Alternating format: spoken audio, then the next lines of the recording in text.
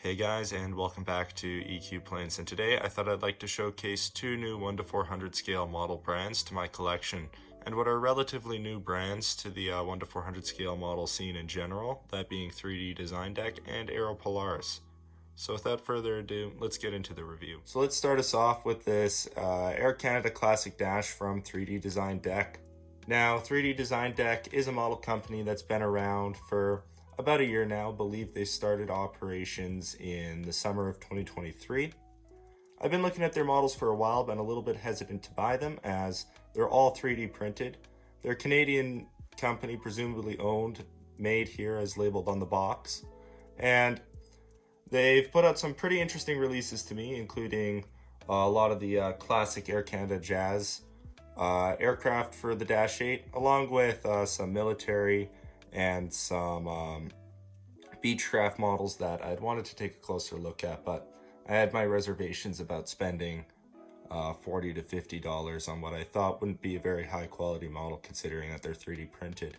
But I decided I'd take a chance on them, and really I'm quite glad I did, as this 3D printed model is about as close in quality as you could get to a standard die-cast model while being 3D printed as possible, and I certainly think it's worth the price tag that's being put on it. Now, with this 3D design model, in terms of quality, I want to run over two things, that being the 3D printed mold and the printing that has gone onto the mold.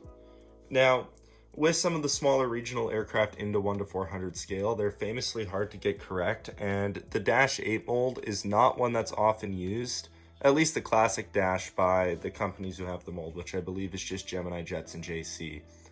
It's a mold that they share, to my knowledge.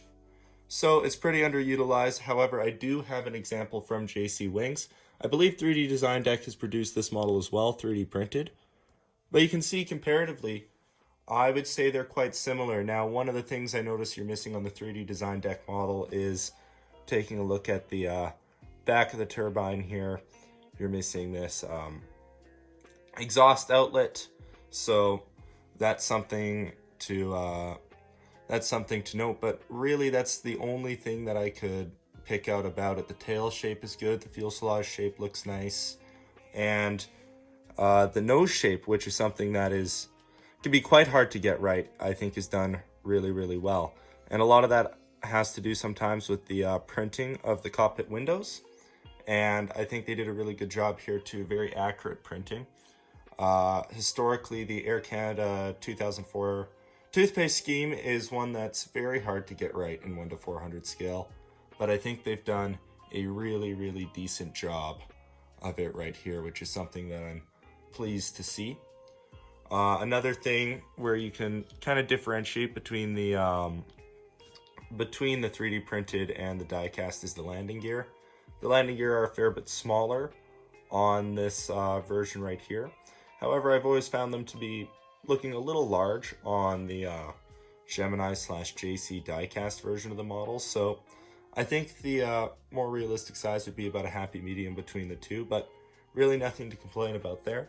For a 3D model, it does have spinning props as well, which is a feature that I was not expecting to get with a 3D printed model. But yeah, obviously you'll notice there's a bit of a weight difference between the two. However, that doesn't really bother me as long as the model looks up to par in terms of quality, and it certainly does. So my expectations are really blown out of the water here. I'll have to order myself some more in the future. They just released some more Air Canada Jazz aircraft, so I'll have to look into getting one of those for myself, and maybe one of their 737-200s at some point too. Really, it's almost quite hard to believe that these are 3D printed models, so very, very impressed with this. And if you're into some of the Canadian regional aircraft and that's your niche for collecting, I'd highly advise you pick one up, and I'd like to see even more utilization of the Dash 8 mold from them, as I've always thought it was one of, if not the most underutilized molds in 1-400 scale, because the variety of Dash 8s out there is quite wide across the world. So certainly glad to have this, and I'll be looking forward to bringing you more content on models like this in the future. So now let's take a look at Aero Polaris and this Westjet 737-800 in the new livery. Now, I'm certainly glad that Aero Polaris chose to release this model, as this is one I had requested NG to make through their new model request program, so good timing for this. Also recently got the opportunity to fly on one of Westjet's new livery 737-800s on a trip with my younger brother to go fly on the Westjet Sabs before they were retired, so good timing for this model. Now, talking about Aero Polaris as a company, it's an HYJL wings brand. It's kind of a upscaled version of it, and they take advantage of the NG models mold for the 737, which I've always thought to be one of the better molds in 1:400 scale, so certainly pleased to see that being used. But in all effectiveness, it's a NG model, but without the rewards card program. Now, it does come with some neat stuff in the box that you don't really get with some other models, including the platform that it's sitting on, which I thought was a nice addition. We'll certainly be making use of that while displaying some of my models. Came with a quality assurance card, which we have right there, and also came with a large, almost kind of poster card with the Westjet 737-800 on it. So really, I would say you're getting an NG model, which is always high quality, and then you're getting some extra perks with the boxes, and I think that's what they're selling off as higher quality. But the price is also relatively similar to something else, so really I think it is a good choice all around kind of thing. But taking a look at the model, like I said, it's your standard NG model 737-800 mold. I've probably complimented this mold to death at this point on this channel. Taking a look at the printing, it looks kind of dark in this lighting here, but it is in line with what the livery actually is. I'm a big fan of Westjet's new livery. However, I tend to find it does look kind of dark in low light from time to time. But I'm certainly glad that Westjet has started painting this livery on board a lot more of its aircraft. It's been out since 2018, originally put on their 737 MAX and then their Dreamliners, but has only been painted onto some aircraft with what were some pretty old paint jobs as of last year. But the pace of Westjet's repaint seems to be going much quicker now, and I will be glad to see this livery make its way onto more of Westjet's fleet. Yeah, overall, no real complaints with this. Like I said, the box is more high quality. The model is high quality is what you would expect with an NG model's mold. And the price is staying at a relatively similar point, which I think is an important factor to mention as well. But yeah, overall, happy with this purchase.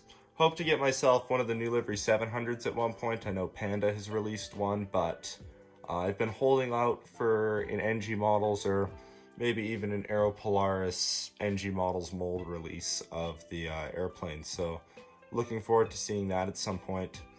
Another thing to note is that Westjet special liveries, which were their Disney, Mickey Mouse, and Frozen liveries, along with their 100th NG livery, were painted into the new livery this year. So now that they're no longer on the aircraft, maybe there's a chance we see them be released. I believe there's copyright issues with some of the Disney stuff in regards to those models.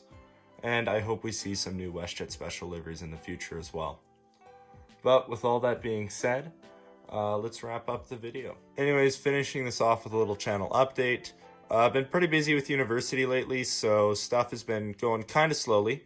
However, I got trip reports filmed, I got airport updates filmed, so I got to get around to editing them, but there's stuff that'll see the light of day. Some exciting trip reports too. We got one on the SAB 340, and I'm looking forward to sharing those at some point, but like I said, it could be some time. I'm pretty busy right now.